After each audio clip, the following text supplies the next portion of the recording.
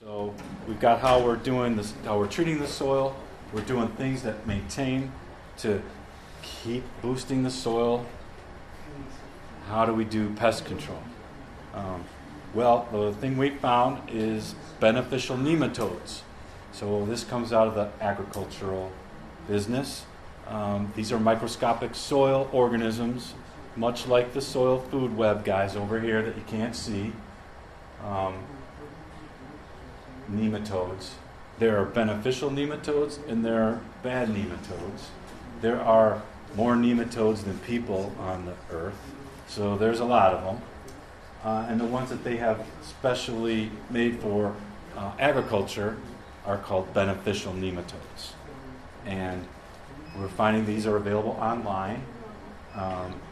We get them in bulk, and we're able to put them in a backpack sprayer and get them out on the lawn on a day like this. It's perfect. Because they're soil organisms, they don't want the sun on them. All right, so you can get those yourself. We apply them twice a year because we're trying to get in with the Japanese beetle's reproductive cycle. So look, we're doing a couple things here. So should I start with the beetles in July or the beetles in April? What part of the life cycle do you want to start?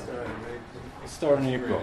All right, so they've been down there in the winter, and they're kind of spread out, and they're waiting for warmth and sunlight, and they're going to come to the surface like this, all kind of spread out in your lawn. They're going to start feeding on the roots, and you may not know it because they're kind of spread out. And that's when we get our first application of our beneficial nematodes down. Also, beneficial nematodes, they don't just go after one beetle like the grub X. They're going to do, there's a lot of moths. You walk across the yard and the moths fly up. They're going after, that's a sod webworm. They're going after them, certain other larvae, certain other beetles. So it's kind of the battleground, right? There might be some collateral damage because they come in and they are hungry. And what they do is they start eating into the look, it's like a larva, the beetles, the grubs. They chew into them, leave a bacteria, and they die pretty quickly, like within days. I've seen it. So it's paybacks when you get to beneficial nematodes. So beneficial nematodes appear to be organic grub X. Correct. It's an organic approach. We're bringing in the predators to fight off the beetles and other lawn predating insects as well. So it gets a whole host of them. So then any beetles that manage to, any of the larvae that turn into adult beetles from your neighbor's yard, and they fly in, and you've seen them doing it, right? They do it. They do it right there on the roses. They do it on the green beans. Well, you know what doing it leads to? Laying more eggs, okay? And then they lay it in your lawn in these clutches. And then that's when they come out of the legs and into larvae. This is July, August. They start feeding, and that's when we really see the damage. Because they're in these clutches, eating and ripping the grass off from the roots. And the dead patches are this big. And the skunks come in, tear up the lawn. You've seen that. So we try to get that second nematode shot down right as we know when those eggs are being laid, typically close after you see them doing it in your yard. And we think we got them beat. So then the ones that don't get it, or the ones in your neighbor's yard that the skunks don't get, they go down in winter about 3 feet, and that's how they spread out. And now they're down there and they're coming back up. So you see the reproductive cycle. And once you learn that, right? You sit down. You know. That's what I mean. This is so much knowledge, right? So that's one bug. There's hundreds and the weeds. So any questions on that? Now we're going to get into more reproductive cycles. This is where you come in and you pick the dandelions, right? If you go out and pick them, versus spraying them, there's next year's seeds. They're gone. And if you've got kids or the neighbor kids, look at this, you guys. You know, when I first started this back in 2007, we were like, all right, kids, go pick out the dandelions, and you get a penny per dandelion head. You know, the counting in that was too much. So we turned that into the biggest pile gets $1. They'll go into the neighbor's yard and the neighbor's yard faster than you can say Roundup. Seriously. And they rounded them up. They brought them all over, put them in a pile for you. You and your friends having your wine, watching this go on. This is the way to get them. Send the kids out. And if you can't, you can do it yourself.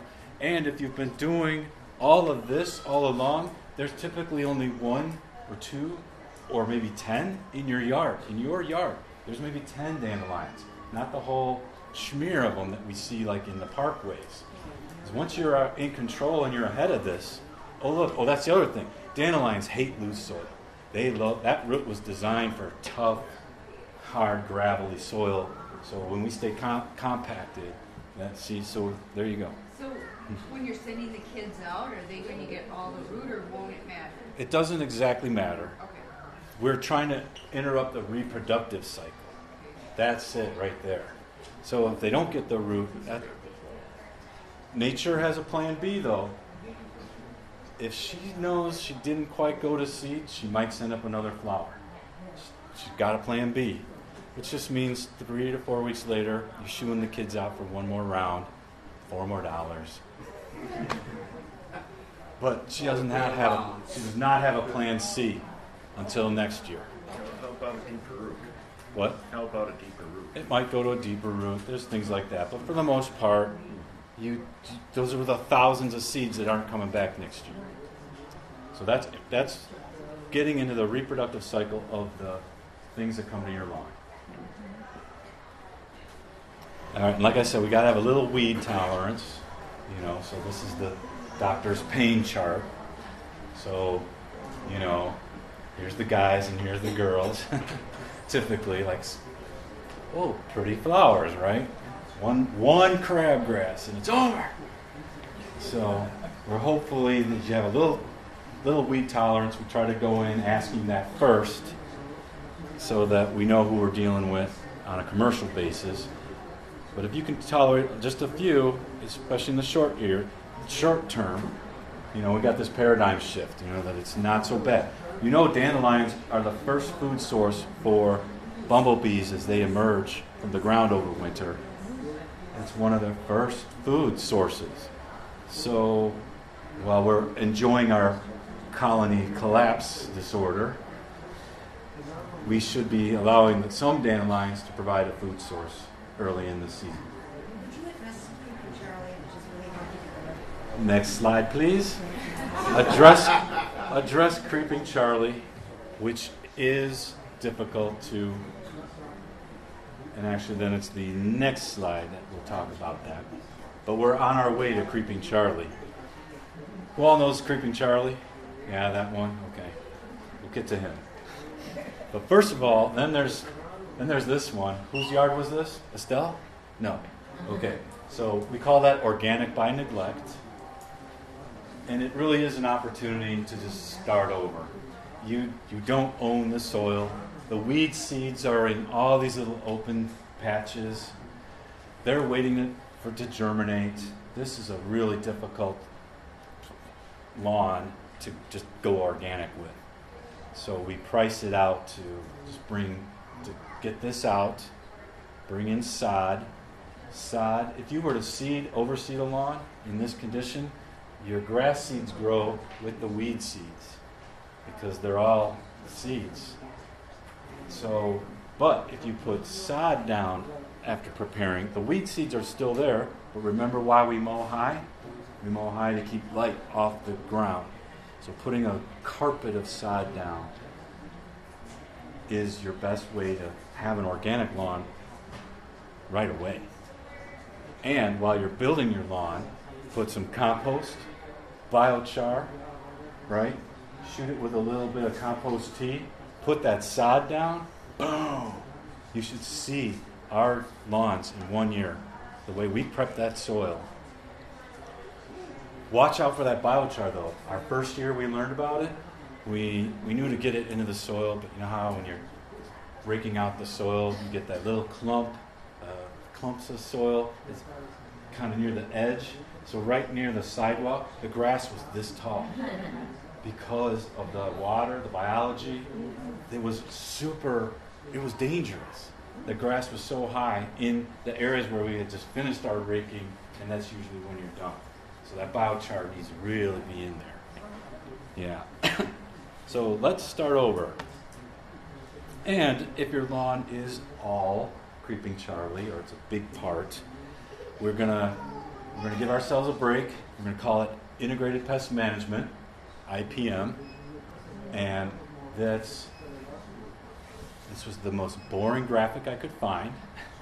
So that what we really kind of focus on is we're going to say that we're allowing chemicals in particular instances so we can get in control of the situation and get right back to our organic program without incurring damage to the environment.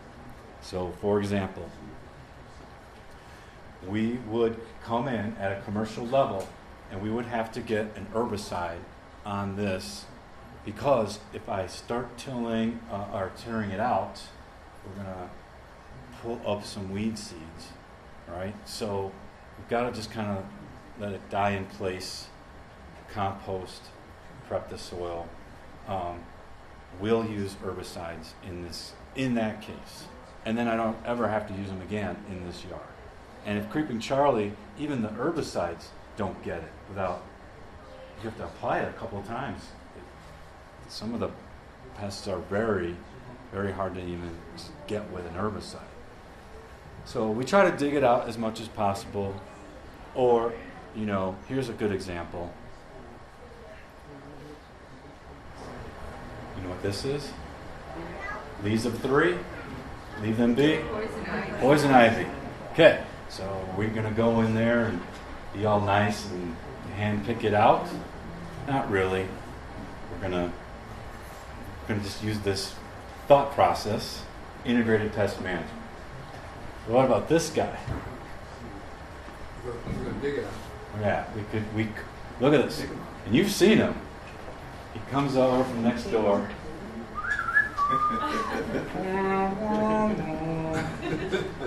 Oh, there it is. Comes all the way over, sprays that weed, right? Go over there and help him 3 more inches. He could have pulled it. Okay, so that's the difference. If there's only one there, go pull it. We don't need the chemical. If there's a health problem, or we don't own the real estate, let's get in control, and that's integrated pest management.